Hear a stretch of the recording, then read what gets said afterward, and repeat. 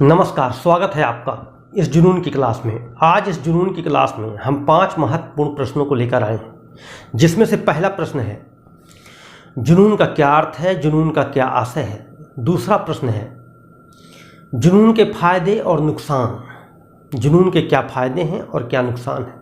तीसरा प्रश्न है किसके लिए सबसे ज़्यादा जरूरी है ये जुनून, किसे सबसे ज़्यादा आवश्यकता है इस जुनून की।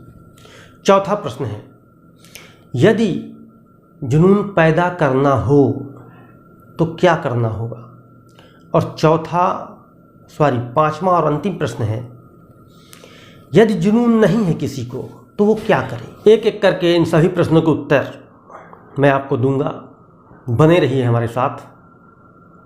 हाँ, वही जुनून जिसने एक विकलांग महिला को एवरेस्ट पर चढ़ने के लिए विवश कर दिया, जांबाज अरुणिमा सिन्हा। वही जुनून जिसने एक साधारण से बालक को क्रिकेट का विश्व चैंपियन बना दिया, सचिन तेंदुलकर। वही जुनून जिसने योग सिखाने वाले एक साधारण से व्यक्ति को विश्व का योग गुरु बना दिया। हाँ, वही जुनून जिसने आचार्य चाणक्य के द्वारा एक साधारण बालक चंद्रगुप्त मौर्य को अखंड भारत का सम्राट बना दिया। क्या आपको इस जुनून की आवश्यकता है? क्या आपको इस जुनून की चाहत है? क्या ये जुनून आपके लिए ज़रूरी है? यदि हाँ, तो ये जुनून की क्लास आपके लिए है। जुनून का जज्बा तेजाब से कहीं ज़्यादा तेज, पेट्रोल से कहीं ज़्यादा ज्वलनशील होता है, जो किसी भी चट्टान और पहाड़ को पिघलाकर उसमें महल खड़ा कर सकता है और किसी भी मुसीबत को राख बना सकता है। तो साधारण अर्थों में कहा जाए तो जुनून का अर्थ यही है। जुनून का अर्थ है पागलपन, अपने लक्ष्य के प्रति पागलपन, एक अदम्य साहस, एक अदम्य उत्साह। यही है जुनून का वास्तविक अर्थ। तो अब बात करते हैं जुनून के फायदे और नुकसान के बारे में। जुनून के फायदे बहुत हैं, लेकिन नुकसान भी कम नहीं है। सबसे पहले मैं जुनून के फायदे गिना देता हूँ। जुनून के साथ काम करने वाला व्यक्ति शारीरिक और मानसिक तौर पर स्वस्थ होता है। सबसे बड़ा फायदा तो यही है। जुनून के साथ काम करने वाला व्यक्ति एक दिन अपने लक्ष्य तक पहुंच ही जाता है, इसमें कोई शक नहीं है, कोई संदेह नहीं है। सकारात्मक जुनून, पॉजिटिव पैशन सब कुछ दिलाता है, मान सम्मान सब कुछ। चलिए अब जुनून के नुकसान के विषय में बात कर लेते हैं। जब आप अपने लक्ष्य पर जुनून के साथ जुटे होंगे तब घर के लोग, परिवार के लोग आपको ताने दे सकते हैं, गाली दे सकते हैं, आप पर नाराज हो सकते हैं, आस पड़ोस के लोग भी ऐसा कर सकते हैं। तो इसमें कोई बुरा मानने वाली बात नहीं, ऐसा सबके साथ होता है, खासकर जुनूनी व्यक्तियों के साथ तो होता ही है, इसलिए बुरा मानने की कोई बात नहीं। एक बात जरूर याद रखने लायक है, ध्यान देने योग्य लायक है, समझने लायक है कि तुम जो कुछ भी बनोगे तो अपने जुनून के बल पर। तुम यदि अपने लक्ष्य तक पहुंचोगे तो केवल अपने जुनून के बल पर। अब हम बात करते हैं जुनून किसके लिए जरूरी है। This is the most important question. Who is the rightful owner of this passion. कौन है इस जुनून का असली हकदार। तो हम बात करते हैं किसके लिए सबसे ज़्यादा जरूरी है ये जुनून, आखिर किसे आवश्यकता है इस जुनून की। जाहिर सी बात है कि हर इंसान के लिए ये जुनून जरूरी नहीं, हर इंसान को इस जुनून की आवश्यकता नहीं। तो अंततः सवाल फिर वही है कि आखिर किसे सबसे ज़्यादा जरूरी है ये जुनून। आज फैसला होगा, आज अभी और इसी वक्त, कि आखिर सबसे ज़्यादा जरूरी किसके लिए है ये जुनून। आज मैं वो 4 कारण आपके सामने रखता हूँ। उन 4 कारणों में यदि कोई भी एक कारण आपके लिए है तो आप स्वयं निर्णय लेंगे कि ये जुनून आपके लिए है या नहीं। कारण नंबर 1, यदि आज तक आपने यह सिद्ध नहीं किया कि आप भी कुछ बड़ा काम कर सकते हैं, तब इस जुनून की आवश्यकता आपको है। कारण नंबर 2, यदि आज तक आपने अपने माता पिता का नाम, उनका मस्तिष्क गर्व से ऊंचा नहीं किया तो इस जुनून की आवश्यकता आपको है।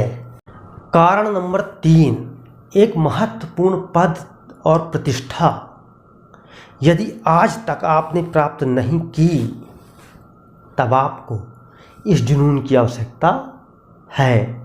कारण नंबर 4, यदि आज तक आपके खानदान में किसी ने भी ऐसा कार्य नहीं किया जिससे आपके खानदान का नाम रोशन होता हो तब इस जुनून की आवश्यकता आपको है। बल्कि मैं तो ये कहूँगा कि सबसे ज़्यादा आवश्यकता आपको है। ये जुनून आपके जीवन में अद्भुत परिवर्तन लाए। ये जुनून आपके व्यक्तित्व को निखार कर आपको कर्मठ बनाए। ये जुनून आपके मस्तिष्क के बंद दरवाजे खोलकर आपके लिए प्रगति का मार्ग प्रशस्त करे।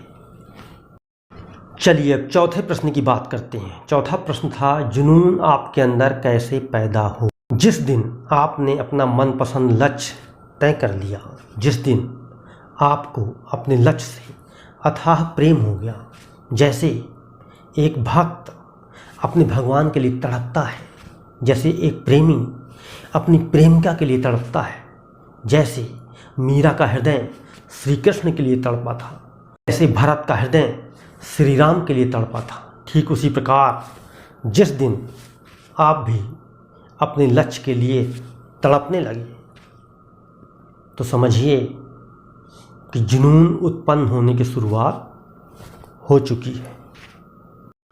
जब आपके पैर उस मार्ग पर चलने के लिए आपको विवश कर दें, जब आपके हाथ उस लक्ष्य को छूने के लिए आगे बढ़ें,